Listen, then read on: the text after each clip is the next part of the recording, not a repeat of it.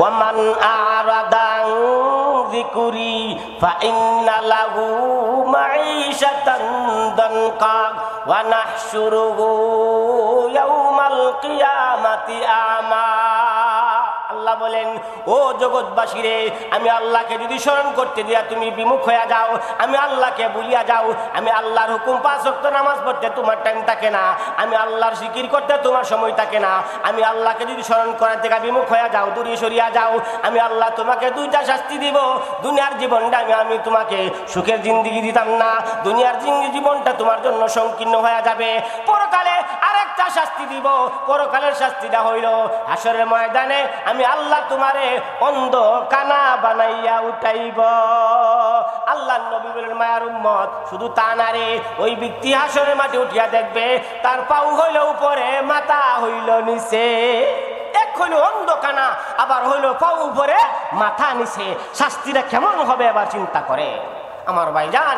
এই জন্যে সেই মহা বিপদের সেই শাস্তি থেকে আপনি আমাকে বাঁচতে হলে দুনিয়াতেই আল্লাহর হুকুম মানতে হবে। রব্বুল আলামিন পৃথিবীর মানুষদেরকে একটা সতর্ক বাণী দিচ্ছেন।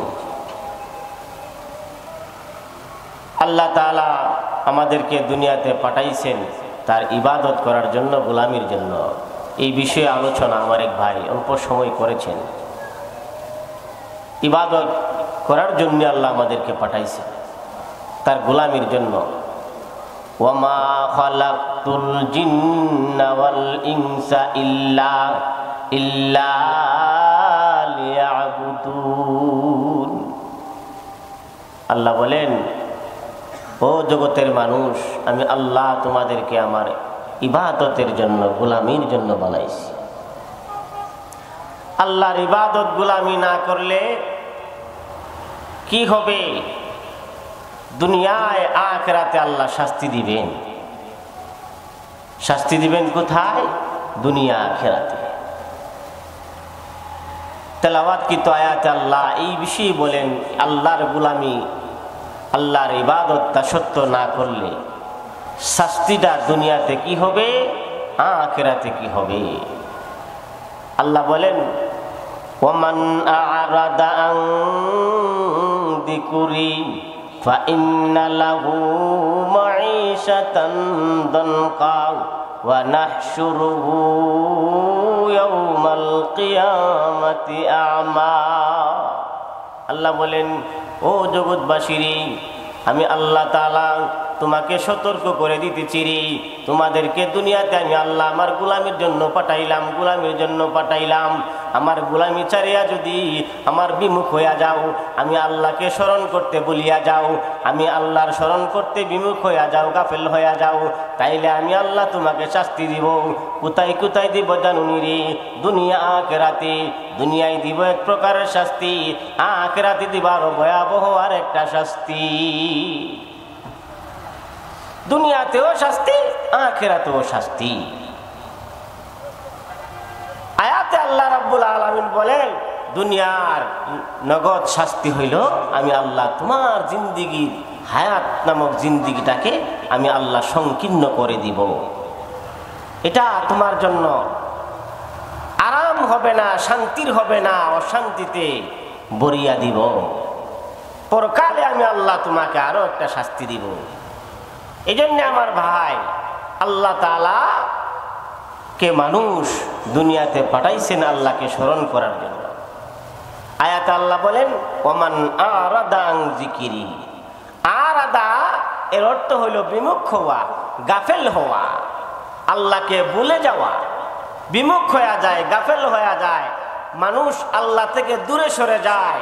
কিসের জন্যে? 3 কারণে মানুষ অহংকারী হয়, গাফেল হয়। কই কারণে? 3 কারণে। 1 নম্বর, যার অর্থ বেশি। 1 নম্বর, যার অর্থ বেশি। 2 নম্বরে যার ক্ষমতা বেশি। 3 নম্বরে যার নাকি এরকম আলী আওলাদ সন্তানাদি বেশি। আমার ভাই জান, ক্ষমতার পাওয়ারে সে ব্যস্ত হয়ে যায়, অর্থ সম্পদের পাওয়ারে ব্যস্ত হয়ে যায়, তার দলীয় পাওয়ারে ব্যস্ত হয়ে যায়। আল্লাহকে স্মরণ করতে তার টাইম থাকে না, ব্যস্ত, খালি বিজি আর বিজি। ঠিক না বেটি? এমন চিশতি বলে হুজুর নামাজ পড়ার টাইম নাই, এত কাম এত কাজ, আমার অফিস করতে হয়, এই দলের মিটিং সেই দলের মিটিং, আমার এটা করতে হবে সেটা করতে হবে, খালি বিজি আর বিজি, ঠিক না বেঠি?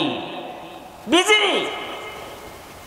এই বিজি তোমার থাকবে না, একদিন তোমাকে অবসর হইতে হবে, ঠিক না বেটি? একদিন তোমার অবসর হবে, ওই দিন অবসর হওয়ার পরে বুঝবে তোমার দুনিয়ার, এই দুনিয়ার জিন্দিগিতে কি করলে তখন আর আফসুস করলে কাজ হবে না। চেকর দাম হাই কেচর দাম হাই চেকর দাম, তখন আফসুস করবে আর বলবে হাই রে কি করলাম, কি করলাম রে, কি করলাম রে, কি করলাম, সোনার জীবন কোথায় আমি কাটাইলাম।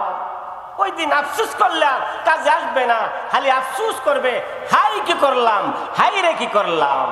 ইয়া লাইতানি লাম আত্তাখিজ ফুলানান খলিলা, ওই দিন আফসুস করবে আর বলবে, বলতে থাকবে, আফসুস করবে আর বলবে হাই রে কি করলাম, কি করলাম।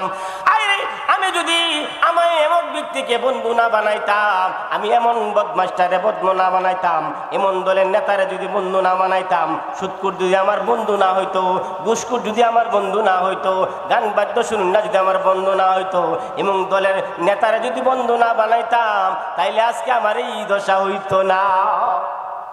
আফসুস করবে, ওই দিনের আফসুসের কোনো দাম থাকবে না, ঠিক না বেটি? আফসুসটা কেমন করবো জানুননি? অনেক সময় আফসুস করে, যেমন দেখবেন এক বেচারা দুনিয়াতে দিন মানছে না, না মানার কারণে পরকালে আফসুস করবে। এমন যেমন চাচা যাইতেছে বাজার, গরু কিনতো, কি কিনতো? গরু কিনতো, গরু কিনতেছে। এখন গরু কেনার সময় বাতিজা রাস্তায় দেখা হয়েছে, দেখা হওয়ার পরে বাতিজা জিজ্ঞাসা করে চাচা কই যাইতা? চাচা বলে বেড়া যাইতাম বাজার, গরু কিনতাম, কি কিনতাম? বাতিজা কই চাচা ইনশাল্লাহ কন্যা, কি কন্যা? ইনশাল্লাহ কন, ইনশাল্লাহ বাজারে যায় গরু কিনতাম। চাচা উঠটা জবাব দেয় বেটা টাকা আছে বড়, আবার ইনশাল্লাহ কইতাম কিরে? কি আছে? টাকা আছে বড়, দিয়ে কিনলাম, ইনশাল্লাহ দরকার কি? এখন চাচা গেছে বাজারও, বাজারে গিয়া গরু একখান পছন্দ হয়েছে, দাম দর কইছে, গরু কিনছে, কিনার পরে এখন পোহরে হাত দিছে টাকা দেওয়ার জন্য, পোহরে হাত দেওয়ার পরে হাত খালি নিচের মুখ হয়ে যায়, কই যায়? হাত খালি নিচ মুখ হয়ে যায়, হাত তো আর হার হয় না, খালি ডাইরেক্ট যায়। তখন কি এখন চাচা বুঝার বাকি আসেনি?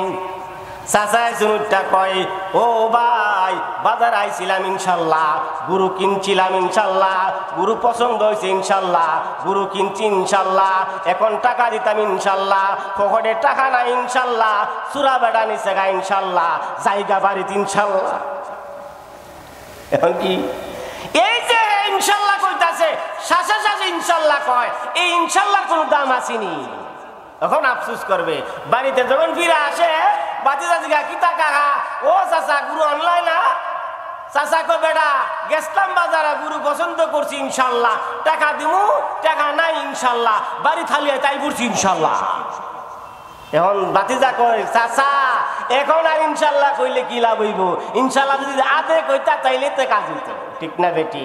সুতরাং আমরা আজকে ইনশাল্লাহ দিন মানার খবর নাই, দিন মানার খবর নাই। আখিরাতে আমি জান্নাত পাই লইতাম, অত সুজা না। আখিরাতে মুক্তি পাইলেতা অত সুজা না। এটা মামুর বাড়ি কলা না, গেলেই খাইলেতা, ঠিক না বেটি? আমার ভাই যান, এই জন্য আল্লাহ বলেন ওয়ামান আরাদা আন যিকরি ফা ইন্না লাহু মাঈশাতান দানকা। আল্লাহ বলেন ও জগতের মানুষ, আমি আল্লাহ তোমাকে দুনিয়াতে পাঠাইছি আমার গোলামির জন্য। আমি আল্লাহকে যদি স্মরণ করা থেকে তুমি বিমুখ হয়ে যাও, গাফেল হয়ে যাও, তোমার ক্ষেত কামারের কাজে, তোমার ক্ষেত কামারের কাজে তোমারে বিমুখ বানায়া দেয়, তোমার সাংসারিক কাজে তোমারে আমি আল্লাহকে স্মরণ করতে বিমুখ বানায়া দেয়, তোমার অফিস আদালতে আমি আল্লাহকে স্মরণ করতে যদি বিমুখ বানায়া দেয় রে, তোমার দলের মিটিংয়ের কারণে যদি আমি আল্লাহর স্মরণ থেকে বিমুখ হয়ে যাও, তোমার ক্ষমতার কারণে, তোমার অর্থের কারণে, তোমার দাপটের কারণে, তোমার আলী আওলাদের কারণে যদি আমি আল্লাহকে স্মরণ করতে বিমুখ হয়ে যাও, তাইলে আমি আল্লাহ তোমাকে শাস্তি দিব। এই তিন কারণে যদি বিমুখ হয়ে যাও, আমি আল্লাহরে স্মরণ করতে যদি তোমার টাইম থাকে না, সময় নাই, বিজি আর বিজি, ঠিক না বেঠি? নামাজের কথা কইলে টাইম নাই, আল্লাহ রাস্তায় 3 দিনে বাইর হওয়ার জন্য টাইম নাই, ইস্তেমায় যাইতাইনি, বলে না টাইম নাই। আজকে শাইখে আহলুল হক আহলুল করিমপুরি সাহেবের মাহফিল দিছে, এখানে কয়েক ঘন্টার জন্য আসার টাইম নাই, এখন বিজি, টাইম নাই। এই এলাকাতে মুসলমান কয়েকজন নি, কিতা কইন আপনারা? আহা, আজকে আমরা এত বিমুখ হইছি আল্লাহরে স্মরণ করতে গিয়া, এত পিছপা হইছি, এত অলসতা আর এত আমাদের ব্যস্ততা। এই ব্যস্ততা তোমার থাকবে না। যেই দিন তোমাকে মরণ ডাকিয়া নিব, আখিরাতের পরপারে পাড়ি দিবা, তখন তোমার ব্যস্ততা যাইবে কই? ঠিক না বেটি? তখন তোমার ব্যস্ততা যাইবে কই? তখন তো আলী আফসুস করব, হাই রে কি করলাম কি করলাম। সেই দিন আফসুস করলে আর কোনো কাজে আসবে না আমার ভাইজান। এই জন্য আল্লাহ তাআলা বলেন, সেই দিনে আসার আগে আগে, ওই দিনটা তোমার আসার আগে আগে তুমি আমি আল্লাহকে স্মরণ করো। আরাদান জিকিরি, জিকিরের কয়েকটা ব্যাখ্যা। এক নম্বর ব্যাখ্যা হলো নামাজ। আমি আল্লাহ 5 ওয়াক্ত নামাজ দিয়েছি, নামাজ পড়ো, নামাজের মাধ্যমে আমি আল্লাহকে স্মরণ করো। তাইলে তুমি আমি আল্লাহকে স্মরণ করার দ্বারা আখিরাতে মুক্তি পাইবা, দুনিয়া আখিরাতের শাস্তি থেকে বাঁচা যাইবা আমার ভাইজান। এই জন্যে নামাজের মাধ্যমে আমি আপনি কি করব? আল্লাহকে স্মরণ করব। আল্লাহর নবী এই মেরাজের মাসে আল্লাহর সাথে সাক্ষাৎ করছে, কি নিয়ে করছে না? আল্লাহর সাথে সাক্ষাৎ করিয়া আমাদের জন্য ডিউটি নামাজ নিয়ে আসলেন 50 ওয়াক্ত। কয় ওয়াক্ত? 50 ওয়াক্ত। আল্লাহ নবী এক পর্যায়ে আল্লাহর কাছ থেকে আল্লাহ দয়া মেহেরবানে আল্লাহ নবীকে 50-এর মধ্যে 45 ডিলিট করে দিয়া, 45 বাদ দিয়া আর মাত্র 5 ওয়াক্ত বাকি রাখলেন। আল্লাহ রাব্বুল আলামিন ঘোষণা দিলেন, হাবিব যান, আপনার উম্মতের ব্যাপারে 50 ওয়াক্ত ঘোষণা হয়েছে, 50-এর সব আমি দেব যদি 5 ওয়াক্ত সঠিক টাইমে আপনার কোন উম্মত সঠিক টাইমে জামাতে 5 ওয়াক্তের নামাজ পড়ে। আমি আল্লাহ ঘোষণা দিয়েছি 50 থাকবে। আল্লাহ ঘোষণা দিয়েছেন 50, সুতরাং আমি আল্লাহ তো আপনার বান্দা আপনার উম্মতদেরকে 50-এর সওয়াব দিয়ে দিব। তাইলে আল্লাহ তাআলা ঘোষণা করছেন কি? 50। সুতরাং আমি যদি পড়ি 5, কই পড়ি 5 পড়লে আল্লাহ দিবেন 50। এখন আপনারা বলেন, আল্লাহ যদি আমাদেরকে এত বড় দয়া করেন, তাইলে আল্লাহর সেই আল্লাহকে আমরা স্মরণ করা দরকার আছে না নাই? এই জন্য আল্লাহ বলেন, ও জগতের মানুষ, আমি আল্লাহকে স্মরণ করো, স্মরণ করা থেকে বিমুখ হইও না। নামাজ আরেকটা ব্যাখ্যা হইল জিকির। হক্কানি পীর মাশায়েখের কাছে গেল, ওনারা জিকির দেয়, সই তসবির আমল দেয়, ঠিক না বেঠিক? সকাল সন্ধ্যা সই তসবি, 5 ওয়াক্ত নামাজের পরে তসবি আছে, তসবি হাতগুলি আদায় করো।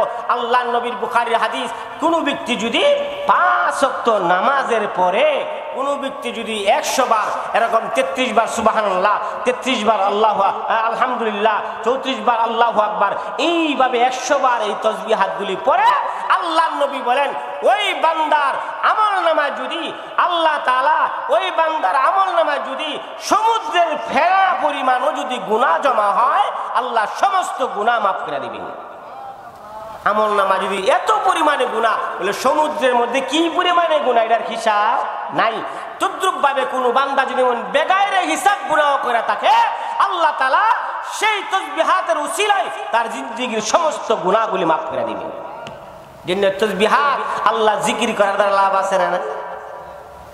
ওয়ামান আরাদান যিকরি ফাইন্না লাহু মাঈশাতান দানকা ওয়া নাহশুরুহু ইয়াওমাল কিয়ামাতি আমা। আল্লাহ বলেন, ও জগৎবাসী রে, আমি আল্লাহকে যদি স্মরণ করতে দিয়া তুমি বিমুখ হয়ে যাও, আমি আল্লাহকে ভুলিয়া যাও, আমি আল্লাহর হুকুম 5 ওয়াক্ত নামাজ পড়তে তোমার টাইম থাকে না, আমি আল্লাহর জিকির করতে তোমার সময় থাকে না, আমি আল্লাহকে যদি স্মরণ করার থেকে বিমুখ হয়ে যাও, দূরে সরিয়া যাও, আমি আল্লাহ তোমাকে 2টা শাস্তি দিব।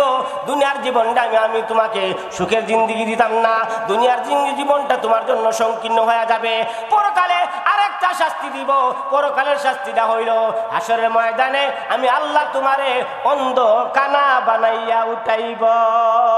আল্লাহর নবী বলেন, মায়ার উম্মত, শুধু তা না রে, ওই ব্যক্তি হাসরের মাঠে উঠিয়া দেখবে তার পাও হইল উপরে, মাথা হইল নিচে। এক হইল অন্ধ কানা, আবার হইল পাও উপরে, মাথা নিচে। শাস্তিটা কেমন হবে এবার চিন্তা করে আমার ভাইজান। এই জন্যে সেই মহা বিপদের সেই শাস্তি থেকে আপনি আমাকে বাঁচতে হলে দুনিয়াতেই আল্লাহর হুকুম মানতে হবে, নবীর তরিকায় চলতে হবে, ঠিক না বেঠিক? আল্লাহ তাআলা আমাদেরকে আল্লাহর হুকুম